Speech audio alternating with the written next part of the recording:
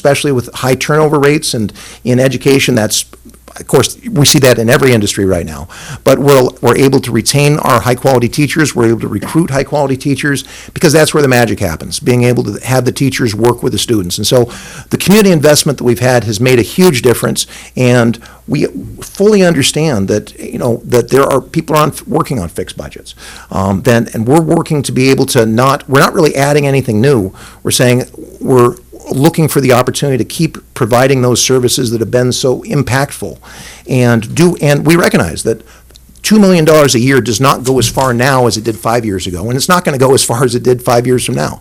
But we're going to stick to our budget. We're going to go ahead and stay within. Now that 2 cents per thousand comes down to $2. If you have a $100,000 house, that's $2 that goes on that per year.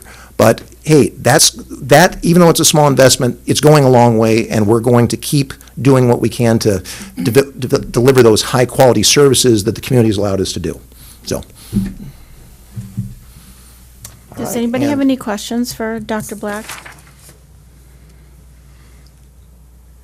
I have a question. If you were not to receive this referendum money, where would these budget cuts take place? How would it impact you, and where would you see that you would have to make the cuts? It's a great question. That was part of as when we did our community survey on that front. And by the way, we got great response. We got an 18% response rate on that. 875 people, came back. And one of the areas, and they gave us some indications on some of those areas. And most of the people were talking about the community responses that they wanted to stay away from instructional areas as much as possible. Let's look at some services on ancillary. Part of those would have been athletics. Some of those would have been, now to be fair, if this doesn't pass, we have to look comprehensively. And we would certainly, anything that we would have to, what I talked about, competitive wages, everything would be frozen, and we'd be able to just sort of, let's manage what we have. And this, even if the referendum passes, we're still making sure that we're properly staffed, and how do we make do with what we have, or as teachers move on, if there's attrition, how can we balance how can we make do with what we have every time that something comes up, so that we can keep services high, but that we still be fiscally responsible. So we've identified some areas that we can be able to, we tried especially we're trying as much as we can not to raise class sizes is a priority in that process, but basically everything, if it doesn't pass, everything's under consideration. All future plans go on hold, and we have to start looking at those cuts, but it's along those lines.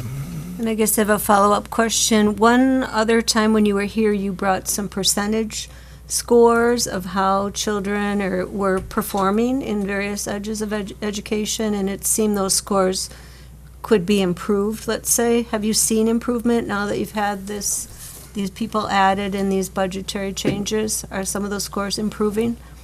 Yes, they are. And I'll note that we have, for the last several years, and I will note that some of those changes have been incremental. There haven't been, but we've had higher achievement scores in all of our buildings over since we were here a year ago. We've seen those go up. And one of the things that we've seen since we've had some investments as we've been getting our systems in place this year is, like, for example, we set a goal. We said, okay, our student achievement is right here. We want to be right here, and we set a goal for the year to be able to get at least halfway to that, and we hit it. We've already hit our full year's achievement growth goal at mid-year, and we're hoping to continue that. And so I'm not going to go into some of the details and put people to sleep. I like those numbers more than most, but yes, we are seeing a result of that. Because of those investments, we are seeing return on those investments. We still have a way to go. I'm not going to sugarcoat that, but we are seeing growth those directions. I have one more question. Please do. So if there are people in the community that would like to get involved in the school system through volunteering or helping in classrooms or just offering their expertise, how would they go about doing that? And do you welcome that? Thank you. We welcome it. Matter of fact, the last time we were here in Rome, we sort of put that question out, and Paul Liebherr is our community outreach specialist. And if paul_liebherr@nakusa.k12.wi.us. You can go ahead and send an email or call any of our schools and we'll hook you up with them. He coordinates volunteers. Matter of fact, I'm walking through, especially at Humke Elementary, I walk through there and I'm seeing readers with students in the hallway all the time, and people to be investing in those. And he organizes them and finds places, and that really has been a great help to be able to, just help our students learn to build, because you learn in a relationship. And as we can build those relationships with them, they do well. I think I'm done. Okay. Yes, What are the enrollment trends? great chance. We have declining enrollment for this reason. It's not, we don't have exoduses, people leaving for one reason or other. The declining enrollment that we're seeing right now is fairly common across the state. Right now, at our high school, when I started teaching at the high school in 2007, we had about 100 students in each class level. Right now at the high school, the class sizes are in the 80s. Now, in our middle school, our class sizes are in the 70s. And in our elementary school, our class sizes are in the 60s. And that part of that is just as people are having less children or less coming into the system, as we are graduating classes of 80 and having classes of 60 come in, that nobody is going anywhere, but just the natural state of where, how many students are in the system, that's kind of what we're looking at. And so because of that, we're looking at, we do have declining enrollment on that reason, because that's part of the trend that goes with. And so that's part, when I mentioned when we're looking at staffing adjustments, we have to take a look at, okay, let's make sure that we have and again, we're looking to work through attrition, work through ways to be able to responsibly keep our services high, but still meet the students that we have right there. That's going to be a balance that we're working with for several years yet. Great question. Yes? How many students per teacher? Varies in each room. Like, for example, one thing at our elementary, we do it's been a community priority to keep class sizes low, to get a good start on that. Right now, our class sizes at the elementary level are sitting around 17 per teacher. Now, as that goes up, it's a little harder to calculate in like middle school, high school, when people are moving quite a bit. A given teacher will see 100 students over the course of the year, but not in one class. Class sizes there can usually more run in the 20, and basically we're looking mostly in the 20s, mid-20s up in there.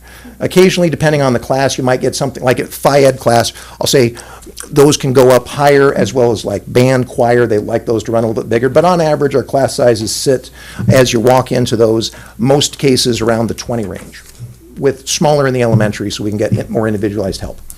Yes? Do you think this referendum is needed more now, considering Donald Trump's signing of the executive order to begin to downsize the Department of Education with the goal of disbanding it? I'll take that question. I'll let Lynn take that one. So the referendums have been. Lynn, can you please come up here Yes. so you can hear that answer? Absolutely. Okay. And if you could repeat the question so they can hear it. So the question was, do you think we need referendums more because of Donald Trump's signing of? Can I clarify? Yes, go ahead. Do you think this referendum is needed more due to that? Okay. Is there an added pressure for this referendum? No, absolutely not. Yeah, we have been talking about 5 years ago when we went for a referendum. I don't know if anybody heard me then, but I said, once you enter a referendum, you will be in referendum forever until the funding formula changes. I think my question is on the importance of this. Does this add more importance? No. What Donald Trump does has no effect on our referendum. None. Department of the Education? Different field, but it does not have an effect on the referendum. That. But on your school district, will this money be needed more due to that? No, because federal funding is not going away. It has to be 2/3 of Congress that has to vote to close the Department of Education. Right now, they do not have the votes. And even if they did close the Department of Education, the federal funding would be safe, because that has already been approved for the following year. So, no, in all regards. So most of the state funding we're looking with, the state funding formulas impact how we set our budgets and do that much more than the federal ones. Just in a short version of it. She can do a better job of that than I can, but. So I also want to clarify the enrollment per per teacher. In the elementary school, we do have 17 to 1. The cap is 18 to 1. And the reason it's 18 to 1 is because we are under a program called AGR, which is aggregated No, it's an achievement gap reduction. achievement gap reduction. We get $400,000 a year for being part of that program. So we have to maintain less than 18 to 1 ratio in the elementary school, or we lose that money. So, I know, Is that state or When federal? I, that is state. it State. was- You know, it's, when we were in I know. school, we had 37 people. We did too. I know it. I know. And one teacher. I know. And then a And no volunteer. aides, right? I know. One volunteer. Okay. Oh my gosh. And it was Yeah, tough. I know. Do we have any other board questions for the school district? I- Go ahead, I Tom. This is for you, Doctor. So rough estimates, Nakusa has about 900 kids, give or take? In brick and mortar. In brick and mortar. One of the notes is that our overall enrollment is 1,200. Brick and mortar, we have 980 or 80-some, 86. 986 as for this Okay, year. so we'll just use a round number of 1,000. for Yeah, so practice. roughly about 1,000 is Of where those that kids, sits. about how many, do you have any records of how many actually come from the town of Rome? About 150, about 150. Okay. And of your funding, how much of your funding comes out of the town of Rome? You are the most assessed, absolutely, yes, 70%? correct, because of the property values. So we're funding over 70% of the district. Absolutely. And we're putting 150 kids in it. Yep, Now, I'm not talking from a board member here, I'm just talking as a citizen in the town of sure. Rome, so this isn't a board opinion or anything. I've been looking at my tax bill. We have two charges on it from Nakusa School District. One that drops off this year and one that drops off, I believe, in 2030. correct. The one that drops off this year, on my typical property, I'm paying about $450 a year. And I have a couple properties, so I'm paying that times a couple of times. I feel like the town of Rome needs a break for a few years in regards to hitting us again right away with another referendum. We've all been watching these tax bills saying, one more year of this and it'll be off, my taxes will go down. And now you're back in here asking us to do this again for another 5 years. It costs the town of Rome residents a lot of money. It sounds great on your $2 per 100, but now you get out to the town of Rome, 2 cents per 100, $2 per, okay, what, 2 cents per dollar, okay. Yeah, I know But you get out to the town of Rome, and now we're hit at $500, where the majority of your school district's being hit at $80 to $120. So it is hitting the citizens of the town of Rome quite hard, funding 70-some% of a school district with 150 kids in it. You can see it from my town of Rome, where I live. I know. I'm not, and then your statewide report card, if I'm not mistaken, is still getting a failing grade? Or am I wrong on that? That would be incorrect. That would be I'd incorrect. say that, if I can, our statewide report card is meeting, it's, as a district, we're at meets expectations. Okay. It's average. And that is, we do have, at this point, Humke, each of our buildings is at, let's see, CWSA, our charter school, exceeds expectations, Humke Elementary, this last year, we got a railing of, meets fewer expectations. We need, and that's an area of focus, particular in that area. I will note that is a tricky one to move because they only test one of the grades at Humke, and all of it comes on that. But as I a- get but the as a- state scoring, and you're how it works, being a But superintendent and all we're that. at meet expectations for the district. Okay. I have a question. How much does it, do you know, off the top of your heads, how much it costs per child to educate them in your school district? Approximately $10,000. Approximately $10,000? That's hard to nail down as well, because of the moving target at the state. And we all know that every child has a right to a good education. Their parents should have a right to choose wherever it is they want to send them to school. And I've heard things at the state budget, listening sessions, and I've heard things from local representative that there's no intent right now to look at that formula like they did at shared revenue for towns and governments. And I don't understand why that is, because you know, it kind of goes back to what Supervisor Gabriel's saying as well, is that for 150 students, could we perhaps do something different with the children in the town of Rome? I'm not speaking for anyone else here, but fact of the matter is, and you're not the only school district. There's how many school districts that have referendums on the plate for April 1st? It's across the Almost state. everyone. But yet there's states around us where the enrollment may be dropping because people aren't having as many babies, like you said. But it costs so much to educate a child. The scores are, but why are the states around us able to do it? And what is it just the formula? Is it just the property values? Because I mean, they went up across the state 32%, 2 years ago now, and that happened in the states around us. So is it just the formula that's the issue for you? Or all the school districts? I mean, what's going to help it beyond that so that the scores come up, it doesn't cost us as much, and kids are getting the education they all deserve? And it shouldn't matter whether they go to a parochial school, a public school, because the public schools quite frankly, are educating them for the same dollar amount, if not a little bit less, and the scoring's different. It's much higher. Yeah. So where is the return on the investment in our children? Agreed. Now, I can certainly talk to you about our state formula. Our state formula is broken, but there'll be about 250 other school districts on the other side of the line that say it's perfect because they're winners in this formula. I also, why are the other states getting a better return on their investment? Probably because their state legislator funds public schools as well. Ours is refusing to. It's absolutely refusing to fund public education. They have over $1 billion in the coffers, and they are not even touching education. Even though we are way below the state average, we're way below the keeping up with inflation. We're way below all that, and we have managed to still educate our students. And I'm typically at the state capitol complaining about this because we're losers in the formula. And people like you should be angry. You absolutely should be, because you have 150 students from your town, and you're being sacked with 3/4 of the bill. Yeah, I get it. I'd be angry too. But we're the intermediary. Get Patrick Teston, get Scott Krug, and talk to them, because this is ridiculous. You are absolutely right. I'm just as angry as you are, because every 5 years, we have to come here and defend our school district. And we know how you feel. We get it. We don't know what else to do.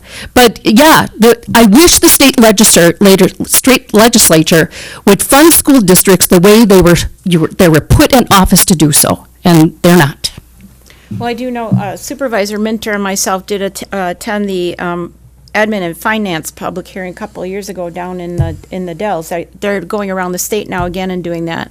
Yeah. The amount of money that goes in the UW system compared to what goes into our public school system. Agreed. I mean, that's a place that really needs to be looked at. It doesn't solve our problems here tonight. know, And I know. we appreciate you sharing that information with us, but it has been a concern of the town over the years that for the number of students that we have in that school system, we pay a lot towards I know. those children getting educated. And it's just, are the scores eventually going to come up? Is there going to be some balance between your needs and what the kids are getting out of it? So, and I think that's what we all look at and we Absolutely. evaluate. So, and the state needs to come in and figure out that formula, because other states are apparently doing it right. I don't know why Wisconsin cannot. And we appreciate your comments. We appreciate your concern about it too, because it's our concern as well. And don't miss, I wasn't Oh, no, no, criticizing no. either of you Not or at all. anything, and I wasn't talking as a board member. No. I was just, paid that tax bill in December, and you're like, one more year of this big one, it'll be off, and then we're left with the smaller one. And that's just my get it. feelings. Well, And and what's that's kind of- part of the I'm- frustration of the state funding formula is what puts those overall. We're talking about that $2 or per thousand of that goes in for the referendum itself, but it's the state funding formula that sort of has the overall effect that anyway, we take whoever walks through our halls, we're gonna bring them as far as we can, and we appreciate the community investment that's allowed us to have great gains, and based on those, the future's bright. We're looking forward and things are trending upward, and we're so grateful. We really are a community-funded school, is what that comes down to, and we're grateful for it. If you look at the funding too, in the talking points that you were kind enough to provide in the packet, if anybody's interested, they are on the website as part of the board packet tonight. But with the state aid allocation declining over 1 million, Yes. just since the 22-23 school district to 24-25, is that correct? You've lost $403,000. That is correct. Yes. 403, and you've lost 64 students based on your chart, which equals out to about maybe 63,000 per student, and that's not even the full 10,000 that it took to Correct. educate them. Yep. I'm just giving those numbers I as know. an example, so I people appreciate that. understand where the math is and why that calculation needs to be changed by the state. Correct. They got to do a different algorithm to get to the right number to agree. give every kid And the I'll education they continue my deserve. fight, at the state level and federal level, so. Anybody else have any other questions for them? There's one. Yes. More of a comment, but I have 4 students in the district, and I come from the northwest suburbs of Illinois, where they have quite a bit of money. And I was a substitute teacher down there, and I have to say, I am extremely impressed with the quality of the education here. It was, I did not like it at all in Illinois. It was terrible, in my opinion. They're doing a great job, I think, so. Thank you. Good. Thank you. I've heard that from other parents as well that have their children in your system, that they're very pleased, so. Thank you very much for your presentation this evening. We appreciate it. Okay, thank you. And just remind everybody that is on your ballots for April 1st. Oh, and one last note is we have a community forum that is happening next Wednesday at Nakusa High School at 5:30. If there's any other questions that, or community members would like to ask. What is the date and time, and we'll, So the date is, next Wednesday is which day? The 26th, March 26th at 5:30 PM at the Nakusa High School Commons. okay, we got that. If any voters have additional thoughts or questions or like some interaction, we'll have another forum for that next week. On our All right. website as well. Sounds good. Thank you. All right, then, number 19 was moved up to after number 11, discussion and possible action. Approval of rescinding the fee for the transfer site and refunding all fees that have been collected to date. We were given a handout from our staff this evening, and they'll be, is there anything they want to share at this point? Otherwise, we'll be, The memo was in the packet. I mean, basically a synopsis for those that are in attendance. During the 2025 budget process, we implemented a sticker fee for the transfer site. During those meetings, our town council was present and participated in establishing that fee. A resident in January had sent a letter pointing out that the fee violated, in their opinion, state levy limits. That letter, that email was sent to our then former town attorney to review. He disagreed that the fee violated those limits. Last week, I believe it was, we got an email that's in your packet from the Department of Revenue. Their opinion was that it did partially violate levy limits and that we would have to split that fee up based on garbage recycling and leaves and take a levy reduction on the fee increase. You can see there's another letter in there from our attorney that just recommends the refund of the fees. Staff also recommends the refund of the fees because we don't know how much revenue those stickers is gonna generate year to year. We could make 60,000 on it this year and 40 the next, and every year you have to take that levy adjustment if you have these fees, and not knowing what it is, they take the amount that you budget. So it'd be our recommendation to start a refund procedure on those that would happen over the course of the next 30 days. okay, does the board have any comments for staff or questions for staff? Oh, did you want to also add any information about the stickers will remain, though? They do still need The to? stickers will remain, there just won't be a charge for them. You'll be able to get the stickers the same way you do now. You'll still have to fill out the application. You'll have to list your vehicle plate number and everything, just like you do now. They'll just be a zero fee. So it'll still be required, though, to get in, they'll have to have them. Correct. Okay. And obviously, adjustments will have to be made at the site. There was gonna be gating put in there and some other stuff that is going to be removed because we don't have the funding to do that, along with some staffing will have to be cut from that facility. All right, then. I'll entertain a motion then. What do you Question folks want to before we do? the motion. Okay? So you mentioned that we have to stop some of the new gating and some of the new blacktop and reducing some staffing. Do we need that as part of the motion, or do we just need the motion, rescind the fee, and then you'll adjust as appropriate We'll within the just budget? not do those projects, because those would have came before you. We were getting bids on the gating and stuff that would have Okay. come here anyway. I move that the town board authorize town staff to rescind the fee for the transfer station stickers and refund all fees paid to date within the next 30 days. I'll second that. Okay, we have a motion by Supervisor Minter, second by Supervisor Gabriel, for the approval of rescinding the fee for the transfer site and refunding all fees that have been collected to date within the next 30 days. Any more board discussion? Do we want to state that the sticker will still be required? Do you want us to state that? Okay. Following the same guidelines? Okay, do you want to amend your motions I'll to? amend the okay. motion to include that stickers will still be required for admission to the transfer site.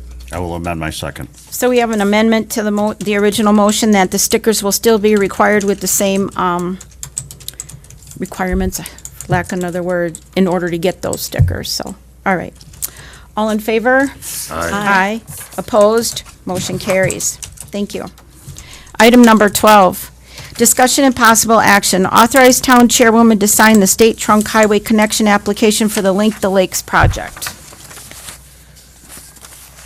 So we have it before us. Is there anything the staff wanted to add, or? This is all part of that project that their, Visit Rome is funding this, but the town has to own it, so the town has to sign the applications and other paperwork that goes along with the project.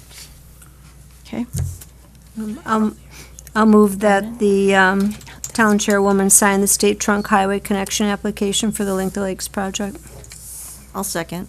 motion by Supervisor Cole, second by Supervisor Evenson, to authorize the town chairwoman to sign the state trunk highway connection application for the Link the Lakes project. Any more discussion? All in favor? Aye. Opposed? Motion carries. Thank you. Discussion and possible action, approval of the Adams Columbia Electric Co-op lump sum agreement for utility relocation to be billed to the town of Rome and paid for by Visit Rome, Wisconsin, as stated in the Visit Rome commitment letter. That's also in your packet, and we've received the payment already. I'll make a motion to approve the agreement for utility relocation to be billed to the town of Rome and paid for by Visit Rome. Second. Okay, we have a motion by Supervisor Evenson, second by Supervisor Minter, for the approval of the Adams Columbia Electric Cooperative lump sum agreement for utility relocation to be billed to the town of Rome and paid for by Visit Rome. Do you need us to add the amount on that, or is that not important for us to do that? Okay. All right. Any more discussion? All in favor? Aye. Opposed? Motion carries. Discussion and possible action, approval of the Visit Rome, Wisconsin Link the Lakes project, final project plan. Is there anything that needs to be added from the last time, or Lisa from Visit Rome, the executive director, was anything you needed to add? Didn't this come before? Original plan, Yeah. Is there anything that's changed? I think maybe there were small tweaks. Did you want to come up and point out anything specific, or? I wouldn't know this. Oh, okay.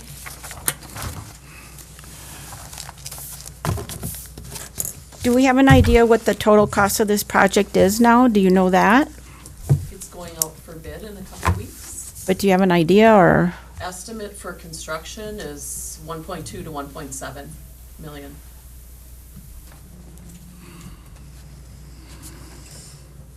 And you have all the land agreements, just as a reminder to everyone, all the land agreements and We do.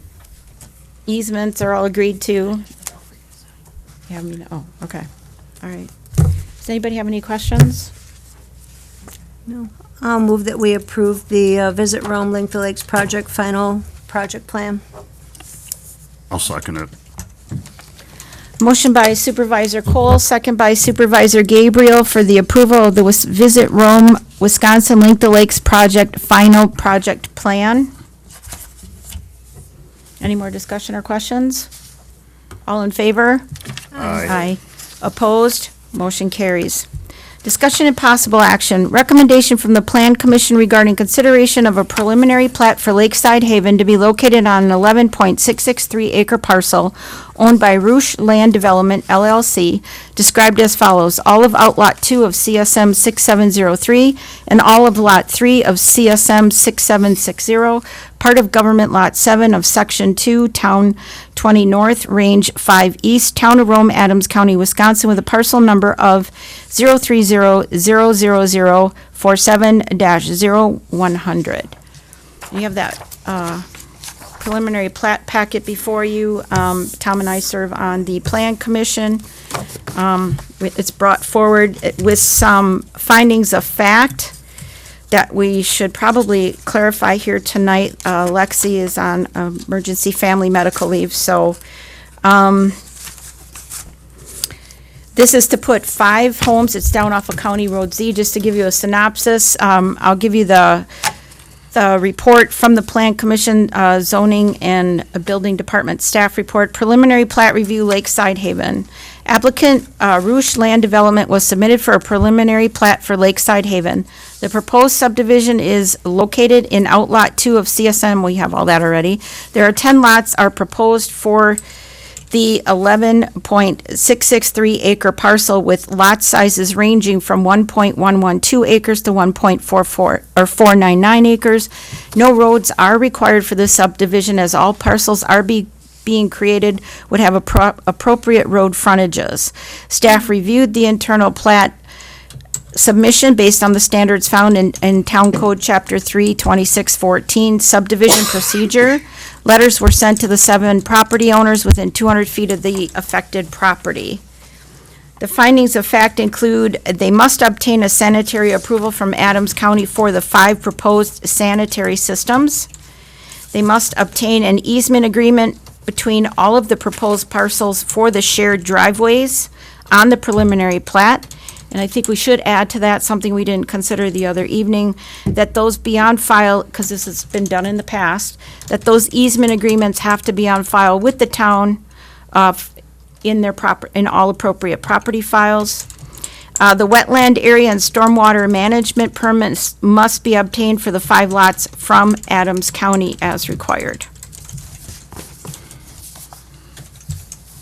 My question is, it's zoned business. Do we have to change the zoning? No, because we allow residential in B1. Is that correct, Jason? To my knowledge, yes. Yeah. And I checked this, we talked about it at the meeting. Okay. Yeah. Yes, Tom, sir. did you have anything you wanted to add on that? Because we had that discussion and it's allowed in B1. Yes, and if any of the board members are confused at the 5 lots across the street that appear to be underwater, they were property before it was flooded. There's not a lot there. It gives them the right to put a pier across the street. So we were confused at the beginning of Plan Commission too. It's not 10 lots, it's 5 lots on the same side of the street that Romano's is on. They do own the property across the street, Under which the would water. allow them to have put a pier. dock in. And if the, was that low, they would actually own the property there. They own the ground under the water, but they really can't do anything with it, Other than put a pier there. other than put a pier They there. have So it's boat not, access. Yeah, but- it looks like it's 10 lots, it is only 5 lots, just so we're all on the same page. Yeah. This gentleman had a question. Well, when we're done I'm discussing, sorry. I'll call Okay. on them, but All right. thank you. Did anybody else have any other questions? Was there discussion about the appearance or design aesthetics, what's being built there? Does that need to come before the zoning? That'll come probably as part of the final plat review, and there was something that was on here, we discussed at length, maybe Tom remembers too. Lexi did move it up under, if you look at item number 7C, the applicant has met or is in the process of complying with all the preliminary plat standards under Town Code Section 32614A and 32614B, as well as Chapter 326 of the Wisconsin statutes, which is a requirement prior to the approval of the final plat. So those types of things usually come in at the time of the final plat Okay. for these homes. Shane did share at the meeting that these were more upscale type homes, which is why he's going for the easement of the driveways, that they would go towards the back, so their water frontage is not, their view of the water is not blocked in any way with garages or driveways. So that's why I think it's also important that with number 2, under the findings of fact, we add that those get on file with the town in all their associated property files, because easements do tend to be, can be an issue. So it's important that we get those on file. The one thing, though, that was not in here that we discussed at length was the fact that part of the requirements for a preliminary plat were in the first section of 326. And I had asked the question about 326-11, there's a fee for impact fees that go to parks and purchases of land. That was not done. So I had thought that we had talked about at that meeting, correct me if I'm wrong, but we could add it now, that Lexi go back and review the first half of the subdivision of land in chapter 326, because 14 only describes the preliminary plat requirements. I'm fine with adding it on to the finding of facts and have Lexi take another look at it. Before, okay. Did anyone here else have any questions or comments? No? All right, if you'd like to come up here, Phil, give your name, address, and your question, please.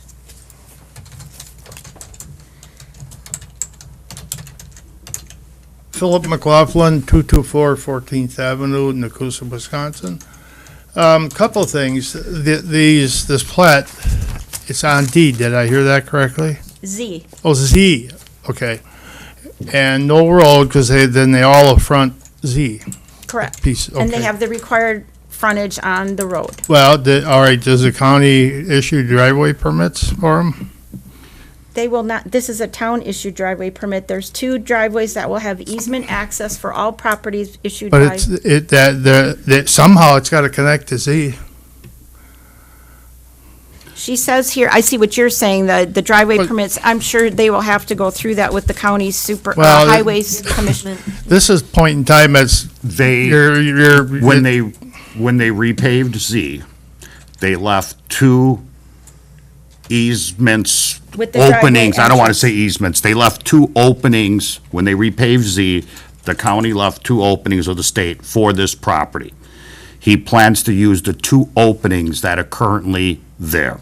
But nobody. Remember that. but- They're already taken No, care of. I- They've been there, yeah, yeah. So the county highway department has approved that many homes being used from that access.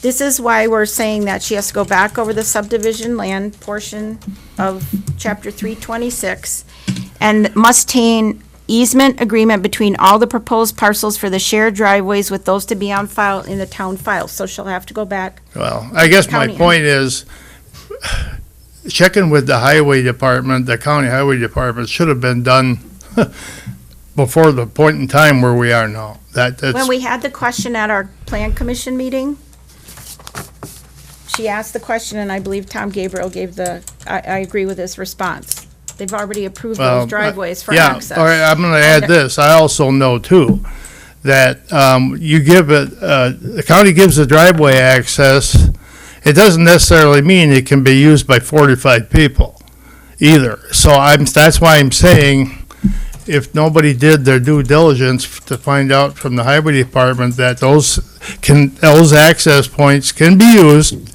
to accommodate the amount of homes or structures going in there. I'm just saying should have been done before, but, the homes, residences being allowed in business zoning. Maybe that changed. I thought at one time, they were allowed, but secondary to a business on the property. It changed. It so- was changed under previous administrations with the administrator, just like over here on Alpine, you have camping and you have homes in B1. Okay, to me, the reason I mentioned that, because doing it the other way, where your residents are allowed if secondary to a business, now you've got a situation, if you can build homes and business next door, somebody can do a business that maybe the neighbors that have homes, it doesn't fit well. I'm just saying that it kind of opens the door for things like that to happen. What else was I gonna say? The accesses and shared driveways, I would just say caution and to be careful on how you do that, because if it ends up a deed restriction, those end up being most of the time pretty much useless, because somebody has to enforce it. Typically, developers that go around, and I'm not saying this is the case here, but it has been, and where the developers, they do a subdivision and they promise the world to the people that buy into it with deed restrictions and all this. Developer goes back to California, there's no one to enforce the deed restrictions or the covenants except the homeowners themselves. I'm just saying it's a slippery slope. Be careful how you do it. Thank you.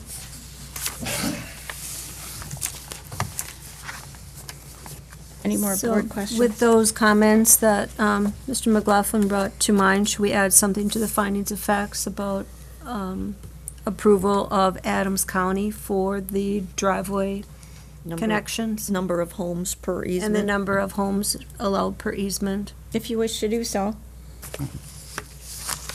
I don't know that it would hurt anything. I mean, it would just require contacting them to get that approval, so thanks for bringing that to their attention. And then we'll also add on that the shared driveways on file with the town in all of the appropriate property files to number 2. There's another hand up. Because it's already drawn on the preliminary plat that they were going to be. Yes, you want to come up and give your name, please?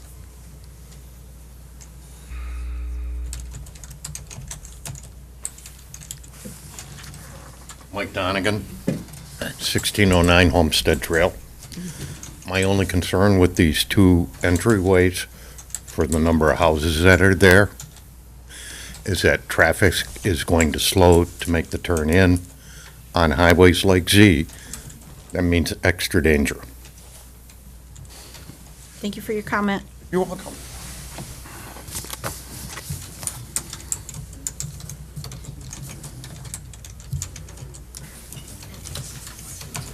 Let me see what's here. Subdivision development hazards. She doesn't have it in the finding of facts here. You ready for the motion? Yeah, I was just double checking to see if there was anything in the other findings of fact that stated, because I know we did discuss it, Which but it's not, so. item? The driveways that they had gone through Adams County, but, okay, go ahead. Okay, I move to approve the recommendation of the Planning Commission for the approval of the preliminary plat for Lakeside Haven with the following conditions of approval. 1, must obtain sanitary approval from Adams County for the 5 proposed sanitary systems. 2, must obtain easement agreement between all the proposed properties, and those agreements must be on file in all appropriate town land records. 3, that the wetland area and stormwater management permits must be obtained for the 5 lots from Adams County. And 4, that Adams County provide formal approval of the use of the 2 existing driveway accesses off of Highway Z for those 5 proposed lots. Can you repeat the last one again? I want to make sure that I got that down right. That the developer obtain approval obtain approval from Adams County to allow the use of the 2 existing driveway accesses off of Highway Z for the 5 proposed lots. And then could we also add that items in the beginning of the chapter of subdivision of land need to be revisited and confirmed and completed, such as well, you don't have to have this number, but see 32611 talks about the reservation and dedication of land, which allows to collect, it's basically an impact fee that goes to Park Fund whenever a new subdivision is developed. Sand Valley has paid tens of thousands of And dollars. I'll add a 5th condition to my motion, that the zoning administrator review the appropriate zoning laws with regards to the impact fees for parks. Okay. Does that cover it? That'll be good, yeah. I'll second that. Okay. So we have a motion by Supervisor Minter, a second by Supervisor Gabriel to approve the recommendation from the Plan Commission regarding consideration of a preliminary plat for Lakeside Haven to be located on an 11.663 parcel owned by Roosh Land Development LLC with the finding of facts. Do you have them all, or would you like me to read them again? Read them again? All right. Finding of facts, number 1, must obtain sanitary approval from Adams County for the 5 proposed sanitary systems. Must obtain an easement agreement between all of the proposed parcels for the shared driveways, which should be on file for all associated property files. Wetland area and stormwater management permits must be obtained for the 5 lots from Adams County. Must obtain formal approval from Adams County for the 2 existing driveways and the amount of parcels that are allowed to use, those 2 easements, I believe that's the way it was said. And then to calculate the appropriate fees under 32611 for parks or land acquisition. Any more discussion or comments? All right, all in favor? Aye. Aye. Opposed? Motion carries. Thank you. Discussion and possible action, approval of resolution number 25 amending the Town of Rome fee schedule. This is pretty simple, straightforward. Did staff have anything, or did you want to? There's 2 changes to it. It reduced the copy fee and it zeroed out the transfer site sticker fee. And then under the copy fee, we'll be doing some more research on open records requests, but our copy fee, we cut it based on what surrounding communities have for fees. It was 50 cents a page. It's recommended at 25 cents a page. Okay. And then the transfer site ticker, 3-year limited, 3 stickers per family. That's assuming if they have like a UTV, ATV, or a special vehicle or whatever. Okay. Or if they change vehicles Yeah. mid-year or something? Yeah. Okay, They can come get a replacement if they change vehicles, yes. thank you. All right. Any other discussion? I'll make a motion that we approve resolution number 25 amending the Town of Rome fee schedule. A second. Motion by Supervisor Evenson, second by Supervisor Cole to approve resolution number -25, amending the Town of Rome fee schedule. All in favor? Aye. Opposed? Motion carries. No, we're done. Thank you. Discussion and possible action, approval of ordinance number 25, amendment to the Town of Rome Code Chapter 216, Article 3, refuse disposal. Jason? That's in your packet as well. It basically adds a loitering phrase to our ordinance with the transfer site. We had some issues with people wanting to come in and sell stuff or give out campaign literature, and that goes against our safety standards. That was the whole reason to start rearranging stuff there. People walking around trying to get things signed up to moving cars and whatnot. Our attorney reviewed this language and recommend that it be added to town code.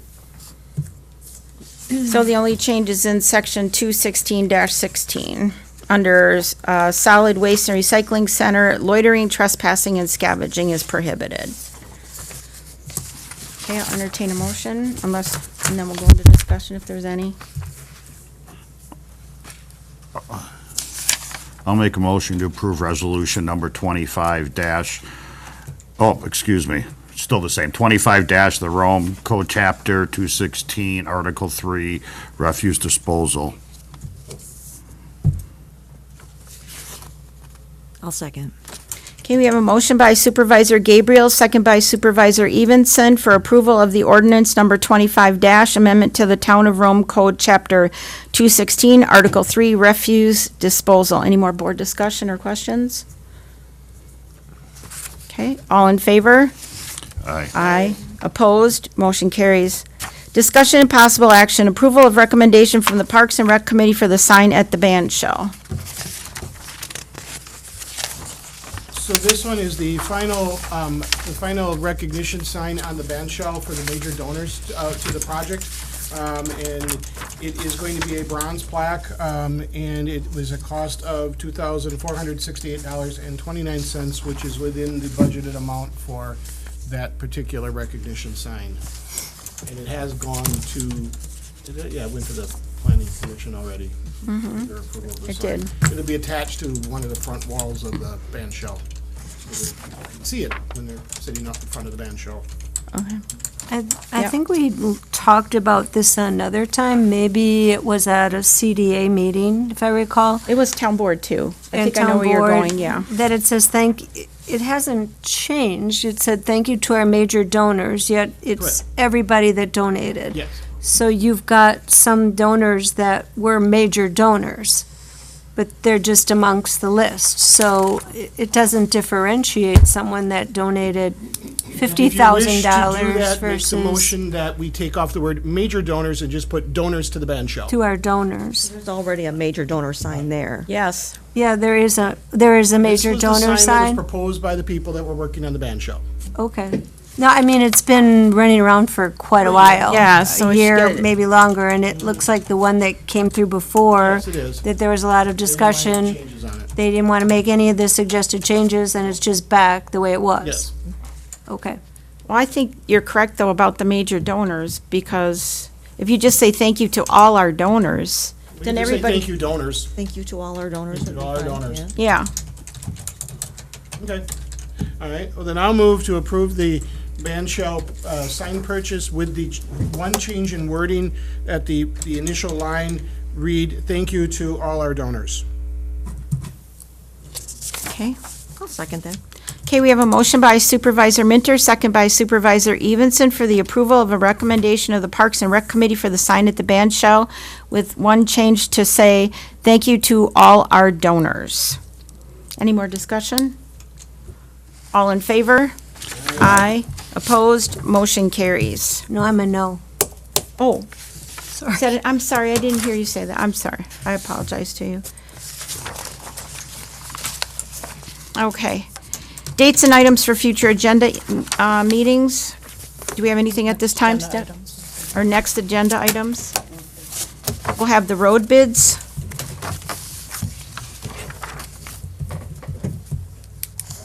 And that'll include the financing information from Ellers? Is that, would we, okay. All right, next meeting date and time is April 3rd at 5 PM. And I'll adjourn the meeting at 6:05 PM. Thank you, everyone.